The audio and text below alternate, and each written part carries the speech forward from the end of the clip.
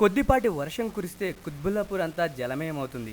ఫాక్ సాగర్ దిగువలో గల జీడిమెట్ల, కుత్బుల్లాపూర్, చింతల్ ప్రాంతాల నుంచి వరద కాలువ విస్తరించి పారుతుంది. వరద తాగిడికి లోతట్టు ప్రాంతాల్లో ప్రవహించే ఈ కాలువ పరివాహక ప్రాంతాలన్నీ జలమయమవుతున్నాయి. ప్రమాద నేపథ్యం ఉన్న ప్రాంతాలను ప్రజాప్రతినిధులు, అధికారులు సందర్శించడం తప్ప పరిష్కార మార్గాలను చూపడం అనివార్యంగా మారింది. నగర శివారు ప్రాంతాల్లోని కుత్బుల్లాపూర్ గ్రామీణ స్థాయి నుంచి పట్టణ ప్రాంతంగా విస్తరించి అభివృద్ధి చెందడం జరిగింది. ఇక్కడ ఆసియాలోనే అతిపెద్ద పారిశ్రామికవాడ ఉంది. నాడు నైజాం హయాంలో ప్రజల దాహార్తిని తీర్చేందుకు ఫాక్ సాగర్ నిర్మించారు. కాలక్రమేణా పాలకుల నిర్లక్ష్యం నేపథ్యంలో చెరువులోకి నీరు వెళ్లవలసిన నీరు దారి తప్పి ప్రవహిస్తుంది. ఈ కారణంగా వరద నీరు ఫాక్ సాగర్ ప్రాంతాలైన జీడిమెట్ల పరిసర ప్రాంతాలు నీట మునిగి తేలాడుతున్నాయి.